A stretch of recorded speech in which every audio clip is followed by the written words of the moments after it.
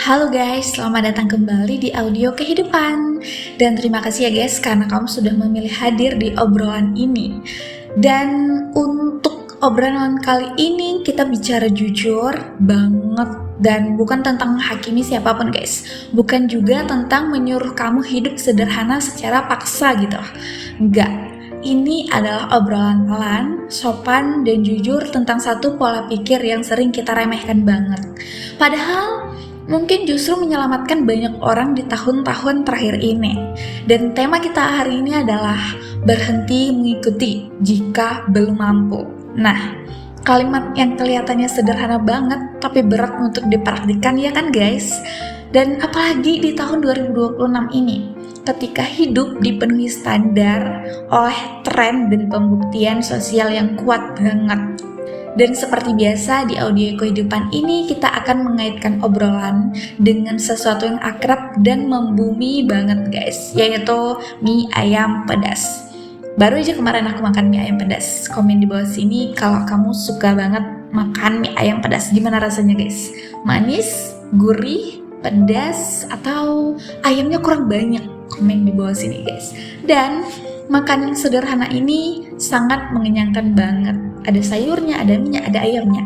Tapi kalau kepedasan dan dipaksakan justru menyiksa guys. Yaudah, kita lanjut aja ke obrolan ini ya guys.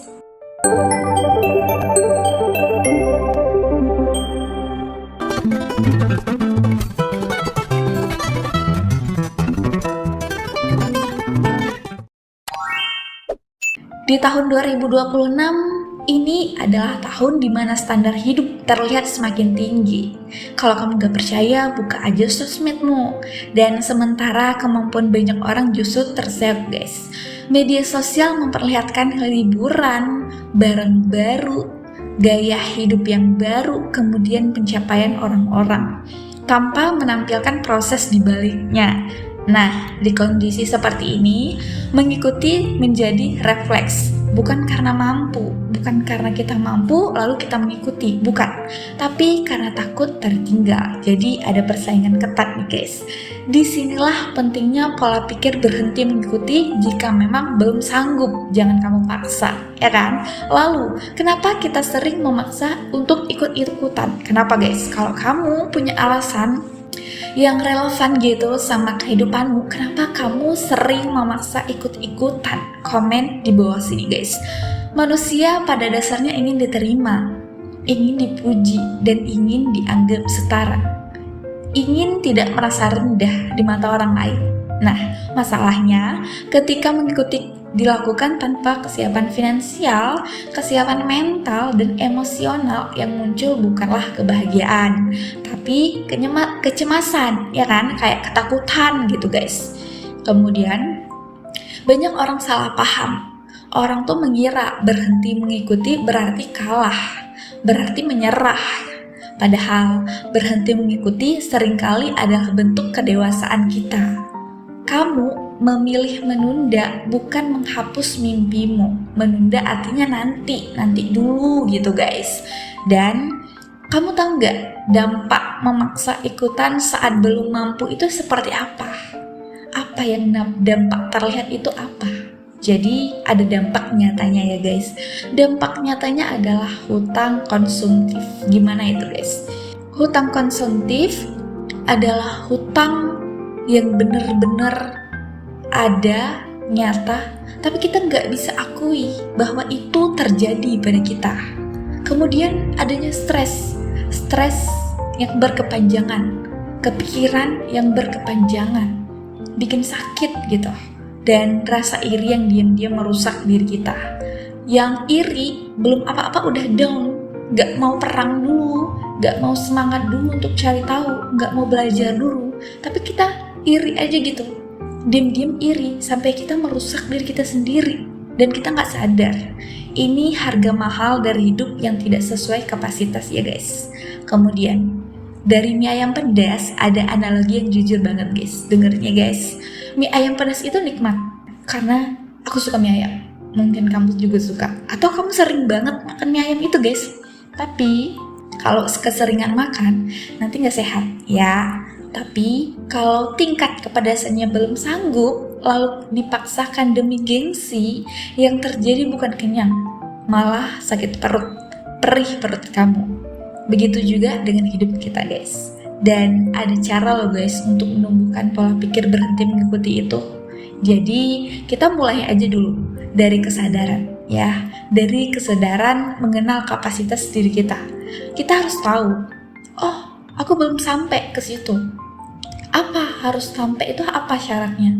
Ya kita belajar menggali potensi kita. Nah, kemudian kita juga harus mulai dari jujur pada kondisi keuangan kita saat ini bagaimana. Jangan kita ikutin tren tapi keuangan itu jebol gitu. Dan berani berkata belum. Ya, bukan tidak, tapi belum. Karena suatu saat nanti akan. Kenapa bisa akan? Karena kita sudah berusaha, sudah bekerja sebaik mungkin. Dan ini bukan kelemahan guys, tapi fondasi utama kita sendiri. Dan ini semua ada pada dirimu. Dan belajar menikmati proses sendiri. Harus belajar, harus terima dan mencintai dan selalu berusaha untuk dirimu sendiri dan keluargamu. Jadi ketika kamu mulai berhenti mengikuti hal-hal yang sebelumnya belum mampu untuk kamu jalani, perlahan hidupmu akan terasa lebih sunyi. Tapi justru di kesunyian itulah kamu mulai benar-benar mengenal ritme sendiri, jalan sendiri gitu. Dan belajar menikmati proses sendiri berarti kamu tidak lagi menjadikan hidup orang lain sebagai tolak ukur harga dirimu, sebagai opsi berjuang gitu. Aku harus seperti dia, aku mau seperti dia. Boleh mau seperti dia yang sukses, tapi pasti jalannya berbeda kan, ritmenya juga berbeda. Jadi kita harus belajar menikmati proses kita sendiri guys. Kamu berhenti menanyakan, aku tinggal sejauh apa? Dan mulai bertanyalah, aku sudah melangkah sejauh apa hari ini? Gitu ya. Di fase ini, kemajuan terasa kecil tapi nyata. Tidak ada sorak-serai, tidak ada validasi yang berisik itu, tidak ada rasa cukup. Tapi ada rasa cukup, dan rasa cukup itu sangatlah mahal. Kenapa? Karena berasal dari hati kita yang murni dan tulus guys. Kemudian ya guys, dari pola pikir seperti ini ada dampak positifnya yang jangka panjang loh guys.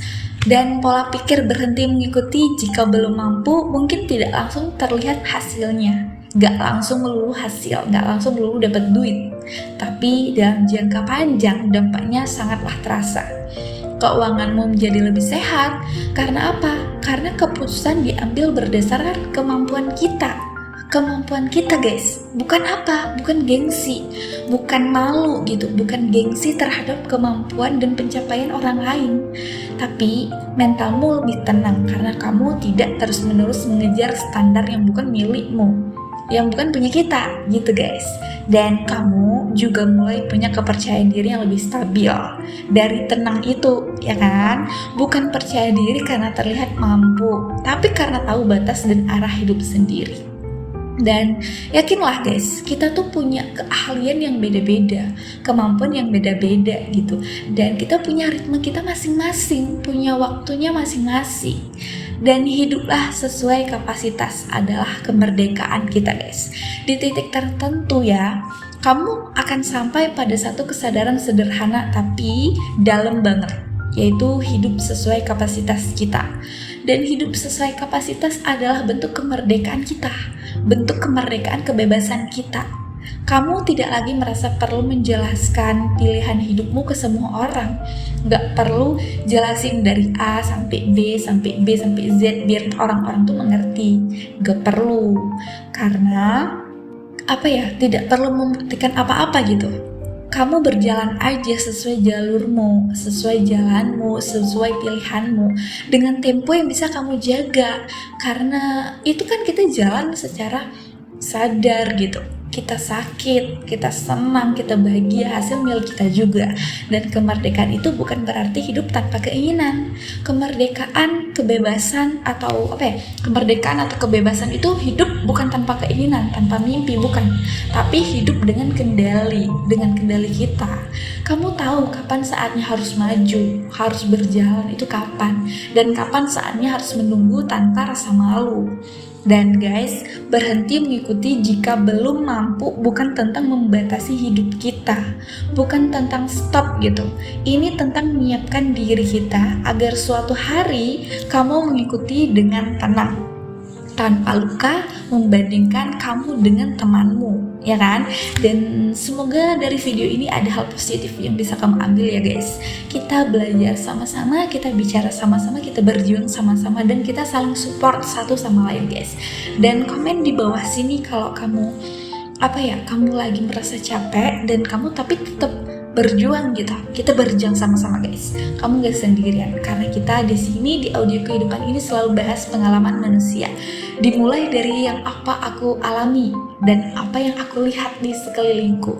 Jadi bisa jadi ini tuh pengalaman kamu yang sudah terlalu, ya kan, yang sudah berlalu. Dan kalau kamu ada tipsnya gimana cara berhenti mengikuti sebelum kamu mampu, tulis di bawah sini ya guys, biar teman-teman semua dan singgah di episode kali ini bisa membaca gimana pengalamanmu, biar kita bisa ambil hal positifnya dan kita belajar sama-sama dari pengalamanmu, karena pengalaman adalah guru terbaik ya guys. Dan terima kasih sudah menemani audio kehidupan sampai habis nontonnya, dan semoga di tahun 2026 ini kamu lebih jujur lagi kepada kemampuan apa yang kamu miliki dan lebih damai dengan pilihanmu.